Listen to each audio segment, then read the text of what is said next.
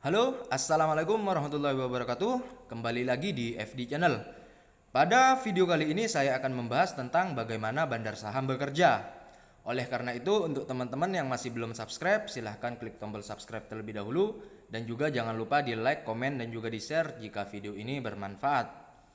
Baik teman-teman, ketika teman-teman sudah masuk di dunia pasar saham, pasti ada beberapa pertanyaan dari teman-teman yang merasa kebingungan dan juga merasa heran ketika melihat saham yang secara fundamental jelek, kemudian secara teknikal juga jelek dan juga nggak bagus-bagus amat, tapi kok bisa naik secara drastis. Mungkin itu yang timbul pertanyaan dari teman-teman semua. Siapa sih bandar? Apa ia punya kekuasaan sebegitu kuatnya? Pemerintah aja nggak bisa seenaknya gitu. Tapi ya untuk teman-teman janganlah kait-kaitkan dengan dunia perjudian karena falsafahnya udah beda dan nggak perlulah kita bahas di video kali ini. Dan selanjutnya, who the hell is bandar? Golongan bandar saham ini bisa satu orang, bisa sekumpulan orang, bisa institusi keuangan, sepanjang mereka punya dana besar yang memiliki pengaruh signifikan terhadap harga saham, dan juga kumpulan-kumpulan makhluk ini memiliki potensi untuk membuat harga saham undervalue ataupun overvalue. Artinya begini, ketika sebuah saham jika harga wajarnya adalah 1.000 per lembar sahamnya, tapi gara-gara campur tangan bandar saham maka dapat bisa menjadi 900 atau 1.100. Kalau gitu enak ya jadi bandar, tinggal mainin harga terus dapat untung. Tapi tidak semudah itu karena ada dua hal yang perlu teman-teman pahami. Yang pertama adalah dana yang besar. Untuk membentuk persepsi bahwa suatu saham memiliki nilai potensial di masa depan, maka si maker atau bandar ini harus mengangkat harga saham tersebut. Syaratnya mutlak, yaitu harus memiliki saham mayoritas di bursa ataupun bisa mempengaruhi si pemilik saham mayoritas. Jadi jelas investasi yang harus dikeluarkan sampai umpan tersebut dimakan oleh investor retail dan juga investor-investor lainnya di luar itu biasanya besar. Nggak mungkin dong kalau nilainya cuma 100 juta bisa mempengaruhi pergerakan suatu saham atau juga suatu perusahaan. Jadi gak mungkin lah kalau menurut saya 100 juta bisa mempengaruhi pergerakan harga saham. Mungkin begitu. Dan yang kedua, tidak semua saham bisa dibandari. Salah satu doktrin yang saya yakini masih ada di saham-saham yang gak bakal bisa dipegang oleh bandar sekaya apapun. Artinya murni mekanisme pasar. Saham-saham tersebut adalah saham yang memiliki kapitalisasi besar, macam grupnya Astra atau Samporna atau BCA yang di situ memiliki kapitalisasi yang besar. Jadi sebanyak apapun uang yang bandar punya, minim untuk menggoreng saham yang mempunyai kapitalisasi yang besar seperti yang saya contohkan saham BCA, saham Astra Group dan saham Samporna yang memiliki nilai kapitalisasi yang besar. Kenapa demikian? Karena selain dari yang dibutuhkan super besar, dana yang besar, jikapun ada yang memiliki dana seperti itu, maka tidak mudah untuk menggerakkan harga atau menggerakkan pasar. Layaknya orang yang gendut mau ke sana kemari repot dan gak lincah. Dana yang besar pun akan susah dimulai dari mengangkat harga sampai ke pendistribusian saham yang sudah dibeli. Ingat bahwa ada otoritas bursa efek yang menceprit saham yang sedang digoreng jika pergerakan pergerakan saham tersebut sudah tidak wajar dan pergerakan dana dengan jumlah yang masif akan mudah untuk dideteksi.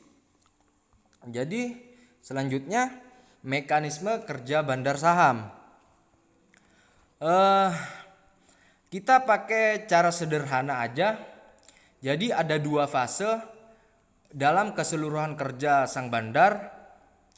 Yang legendaris keduanya adalah fase akumulasi ketika bandar mulai membeli saham, dan fase distribusi ketika dilakukan penjualan saham ke bursa.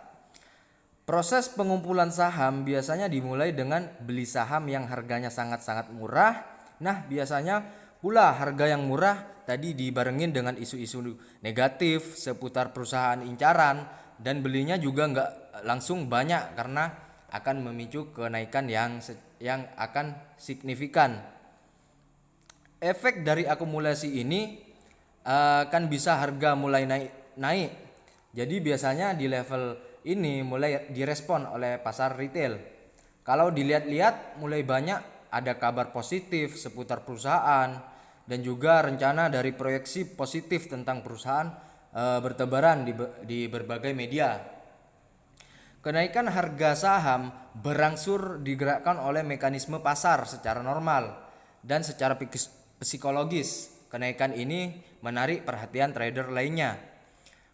Ketika sudah dirasa cukup, maka masuklah ke fase berikutnya, yaitu fase distribusi. Di fase ini sang bandar mulai melepas kepemilikan sahamnya secara berangsur-angsur agar tidak menimbulkan kepanikan berlebihan dan juga merugikan.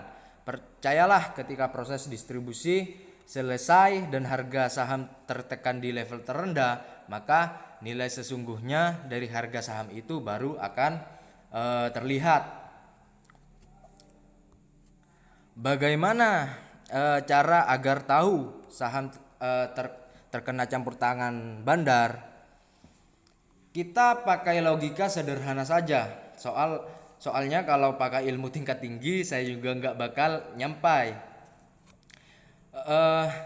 Ini juga ilmu yang saya dapat dari buku Bandarmologi beberapa waktu silam.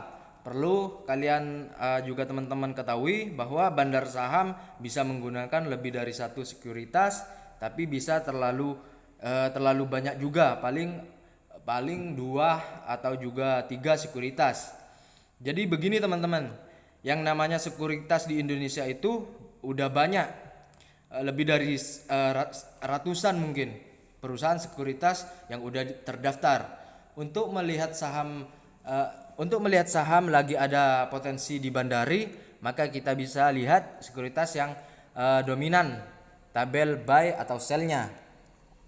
Saya akan menyimpulkan sebuah saham dalam 2 phase, yaitu phase akumulasi. Apabila di sisi buy hanya sedikit perusahaan sekuritas, tetapi di sisi sell tersebar ke banyak sekuritas. Dan yang kedua phase distribusi, yang apabila di sisi sell hanya sedikit perusahaan sekuritas, tetapi di sisi buy tersebar maksud saya ke banyak sekuritas. Dan kemudian akan muncul beberapa pertanyaan. Apakah kita harus menghindari si saham yang digoreng? Kalau menurut saya, kalau mau main aman sih iya, hajar aja saham berkapitalisasi besar. Jadi teman-teman bisa nongkrong di LQ45.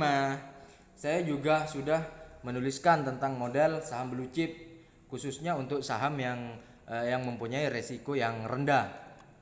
Tapi enggak selalu kita dan juga teman-teman menghindari, karena ada kalanya mau enggak mau teman-teman harus bertemu dengan saham yang sedang digoreng.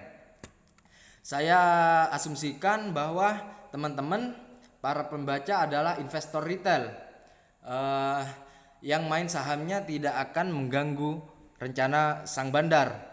Teknik menanggunginya, saham yang digoreng ini berbeda dari filosofinya ketika digoreng. ketika pasar sedang bearish dan jual ketika pasar sedang bullish, mungkin begitu. Maksudnya barusan beli ketika saham bearish dan jual ketika saham bullish, mungkin seperti itu. Karena teman-teman harus memulai mengoleksi saham ketika sudah ada kecenderungan akumulasi saham dan ikut menjual ketika ada distribusi saham, mungkin begitu secara sederhananya. Yang selanjutnya berita pom-pom. Jebakan paling sering menderita investor retail adalah berita pom-pom. Artinya ulasan atas suatu perusahaan yang terlalu lebay. Pembuat berita biasanya bandar atau bukan, karena untuk satu jenis saham bisa atau dua. Maksudnya begini teman-teman. Ketika media mengeluarkan berita satu atau lebih berita yang positif tentang perusahaan tersebut dan mengajak teman-teman untuk membelinya, sementara yang lain menghimbau untuk menjualnya. Saya akan beri contoh yang ada di gambar ini, saham taksi, di mana pemberitaannya di luar biasanya masif pada gambar di video ini. Hampir setiap media online ada yang menceritakan bahwa saham taksi akan dibeli oleh Gojek sebagaimana rencana backdoor listing. Teman-teman bisa perhatikan gambar yang saya paparkan di dalam ini. Selama 4 sampai 5 hari berita dari beberapa rumor media bisa membicarakan asumsi akuisisi taksi oleh Gojek. Itu belum ditambah asumsi yang dibuat orang-orang dalam grup-grup saham. Akhirnya efek berantai. Praktis sahamnya meroket dari yang tidur, dari yang 50 perak menjadi sekitar 200-an dalam tempo kurang sebulan. Tapi ada aja yang apes, yaitu ketika trader baru beli saham taksi di harga 200, sementara si bandar udah siap-siap pulang dan menjual saham tersebut dan akan buang-buang ke retail. Alhasil tidak beberapa lama terpaksa investor retail mengalami kerugian. Jadi bagaimana mengetahui saham sedang dipom-pom? Jadi di sini saya akan membahas yang pertama, teman-teman harus lihat saham tersebut beberapa kali dibicarakan dalam tempo waktu, dan apabila dalam sehari terlalu banyak memberitakan positif maka sangat potensi sedang dipom-pom. Biasanya juga pada detik-detik menjelang market dibuka. Tujuannya untuk mempengaruhi psikologis investor retail. Dan yang kedua, biasanya dalam komunitas saham ada beberapa orang dari sekuritas turut join. Nah, teman-teman juga harus tahu ketika analisa saham yang dikeluarkan terlihat masuk akal, ditambah beberapa waktu selanjutnya nge-push orang atau mengajak orang untuk membeli, maka saya asumsikan dia sedang mempom-pom. Jadi hati-hati untuk para teman-teman juga terhadap pom-poman oleh bandar saham. Jadi ketika saham itu dipom-pom, contohnya teman-teman saham itu dipom-pom di harga 1.000. Pasti bandar ini atau yang memiliki saham ini memberikan ajakan kepada teman-teman secara psikologis, ini saham akan naik ke 2.000, bahkan jika ini membaik akan ke 3.000, dan di situ investor retail akan membelinya. Dan di situ juga investor atau bandar itu menjualnya. Jadi itulah maksud dari pom-poman saham. Ya, mungkin nampaknya sudah cukup ya teman-teman untuk membahas tentang bagaimana bandar saham bekerja. Mungkin nanti lebih jelasnya atau lebih detailnya, bahkan karena video ini sudah terlalu juga lama, sudah panjang, jadi saya akhiri sampai di sini. Bertemu di pembahasan-pembahasan berikutnya. Mungkin jika ada kesalahan atau juga mungkin ada yang perlu dikoreksi, teman-teman bisa komen untuk menjadi bahan evaluasi untuk saya. Mungkin sekian dulu video kali ini, saya sampaikan banyak terima kasih kepada teman-teman. Wassalamualaikum warahmatullahi wabarakatuh.